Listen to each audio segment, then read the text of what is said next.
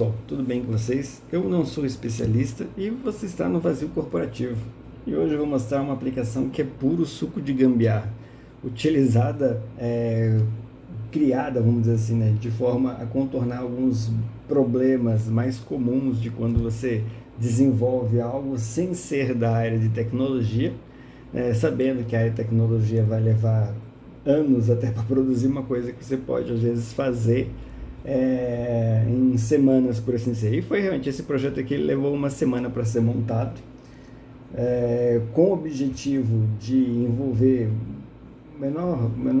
ter a menor necessidade possível de se envolver o pessoal de tecnologia, devido a toda a encheção, né, que eles acabam fazendo. Já deixo claro que eu entendo toda a etapa deles, eu sei que tudo é uma questão de segurança da informação, que tem proteção de dados e mais e mais e mais e mais argumentos para dizer que não é para você fazer.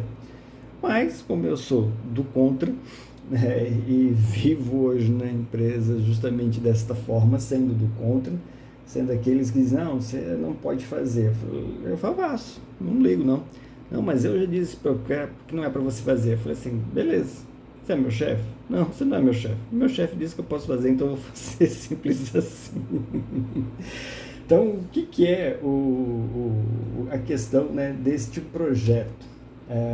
Ele é um controle de portaria, por assim dizer. Mas não uma questão de portaria de controle de veículos, né? É uma portaria de controle de pessoas. O foco mesmo dele é gerenciar aqueles armários que ficam nas unidades. Você chega lá, tem um detector de metal, você não pode entrar com uma série de coisas dentro da operação, né? Algumas por questões de segurança, né? Necessidades do pessoal de SESNIT, outras por questão de produtos da empresa, né? Dependendo da empresa que você trabalha, você não pode entrar com tudo lá. Se a empresa vende telefones, normalmente você não pode entrar com o seu aparelho telefônico lá, a menos, é claro, que ele esteja num cadastro. Então, a aplicação nada mais do que isso. Ela vai fazer, né, essa gestão de pessoas com base no banco de informação da empresa. Então, é uma aplicação que tem um certo acesso, né, ao cadastro de colaboradores. De fato, essa aplicação ela não faz esse acesso. Uma outra aplicação minha, que fica num servidor, que de lá ele extrai esses dados, né, dos clientes, dos colaboradores desta unidade, e deixa no drive só a informação do ID e o nome para validação, apenas para isso. Então essa informação vem por meio de um arquivo Parquet, ou seja, o robô grava informação do banco, né, todo dia, para pegar as pessoas que foram admitidas, para remover as que foram demitidas ou que são afastadas de férias. Então o banco atualiza todo dia para pegar essa alteração de cadastro. Uma vez feito isso, né, esse robô sobe essa informação para o Google Drive, e lá no Google Drive ele fica disponível para as outras aplicações que usam o cadastro de colaboradores para algum tipo de controle, né, fica lá disponível. O arquivo gerado é um arquivo Parquet, né, e normalmente fica na pasta. Vou até abrir esse aqui para mostrar direitinho onde ele está. Como essa é a pasta do projeto, ele salva tudo aqui. Então aqui, ó, o arquivo está aqui gerado. Ele tem, eu vou até fazer uma correção, na verdade, esse cadastro não é apenas da unidade, ele é o cadastro de praticamente todas as unidades de logística, porque essa aplicação pode ser utilizada em todas as unidades de logística sem nenhum tipo de restrição. Então ele tem esse cadastro que nada mais é do que ter, como eu falei, o ID, ele tem o nome, a unidade a qual a pessoa está e alguma informação de validação como o CPF, caso seja necessário, dependendo da aplicação, né? Por exemplo, vai ter uma aplicação em que se a pessoa perdeu a sua senha ou esqueceu a sua senha, na hora que ela for recuperar a senha, ele vai perguntar, informe os últimos 5 dígitos do seu CPF. Ele vai digitar, o sistema vai validar com o que está aqui, e pronto, ele pode fazer a troca da senha novamente, né, sem nenhum problema. Então, todo esse arquivo. Como eu falei em outro vídeo, o arquivo Parquet é extremamente compacto, é extremamente rápido, muito bom. Então, como você pode ver, o arquivo tem só 303 KB, e devem ter aqui, eu acredito que mais de 12 mil pessoas nessa base, tá? Deve ter mais de 12 mil. Então o arquivo ficou extremamente leve mesmo. Essa aplicação conta com um banco DuckDB local, para guardar as informações que são da unidade ali no local. Só que esses dados são compartilhados também no Drive, permitindo que na mesma unidade, ou se a unidade possui outras mini-unidades anexas a ela, seja no mesmo condomínio logístico, ou um pouco afastado, tipo 1-2 quilômetros, mas pertence de uma coisa só, eles se mantêm sincronizados com as mesmas informações.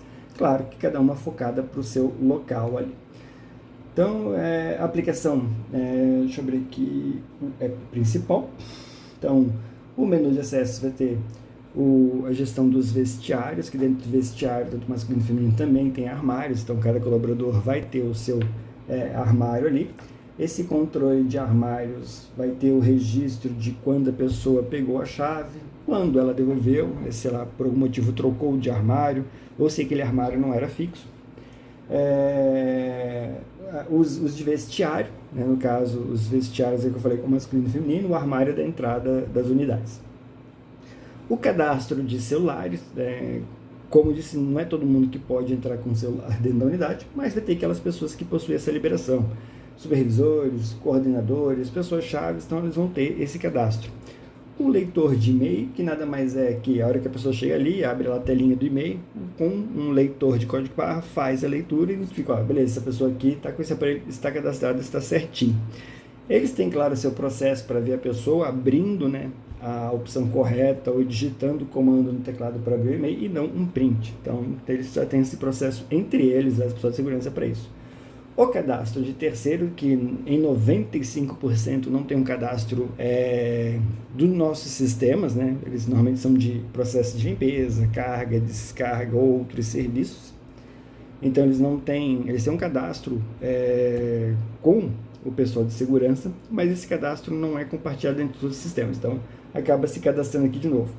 E como boa parte das unidades tem um pátio de estacionamento, o cadastro de veículos também fica aqui. Então, tudo que for envolvido aquelas unidades, eu já defino na aplicação.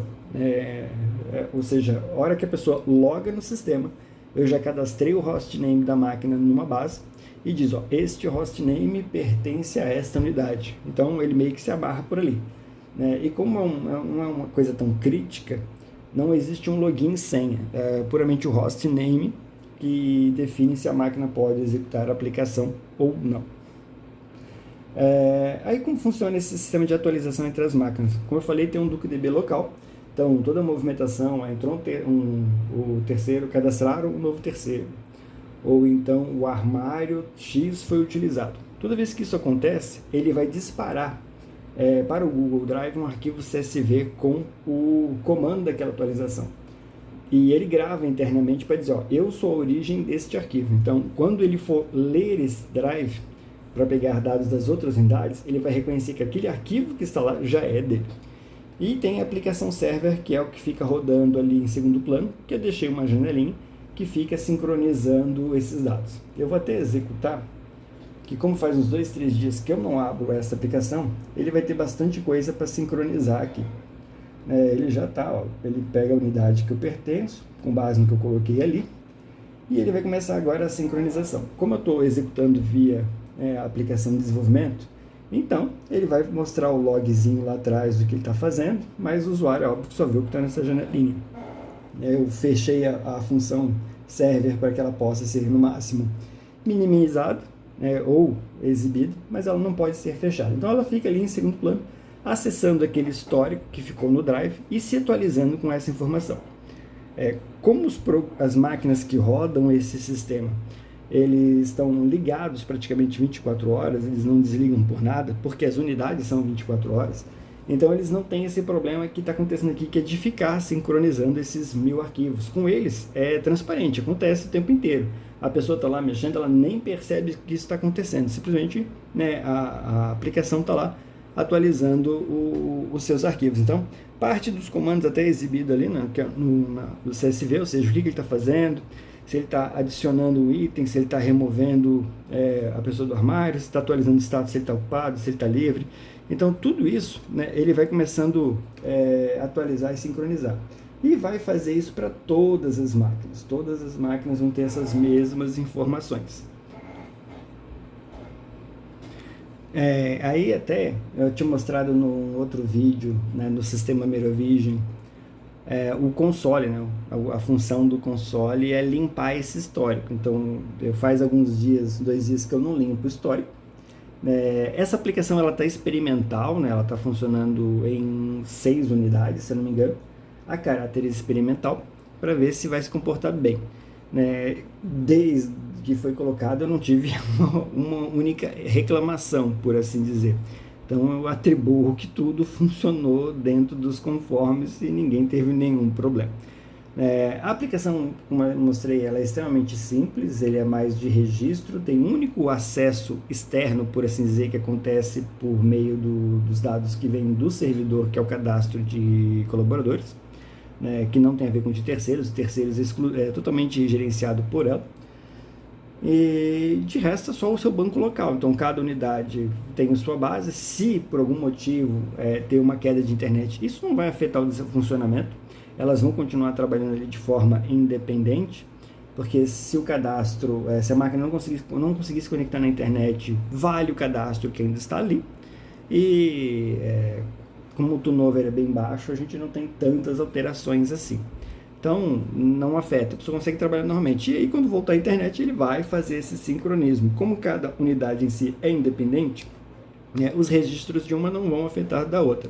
Eu só gravo tudo no mesmo lugar, porque se acontecer, de algum motivo, a máquina queimou, vamos dizer assim, um dos computadores queimaram e o banco estava ali dentro e se perdeu. Eu simplesmente pego uma cópia dessa outra unidade qualquer, trago, altero o hostname que vai executar e disponibilizo de novo a aplicação. Uma coisa que acontece é a cada 2 horas a aplicação exporta o seu banco do DB para uma pasta no Drive, organizada que é daquele hostname, para eu sempre ter uma versão mais atualizada do que estava ali. Então é isso, esse é o projeto Portaria, ele é, como eu falei, extremamente simples, foi feito em 2 semanas praticamente. Eu falo que foi uma, mas foi praticamente 2 semanas ali que eu incluo a primeira semana de teste, de implantação, de ver se ficou tudo certinho, resolução, tamanho da tela, ficou tudo ok, simplesmente a gente vai lá e disponibiliza para o cliente final.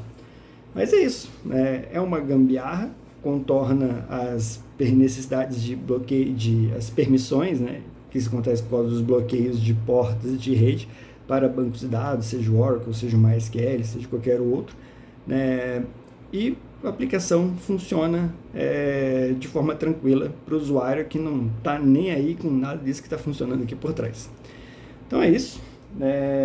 Caso queiram, eu mostro no próximo vídeo, se quiserem, as telas, de como é o que eu gravo dentro desses cadastros ou não.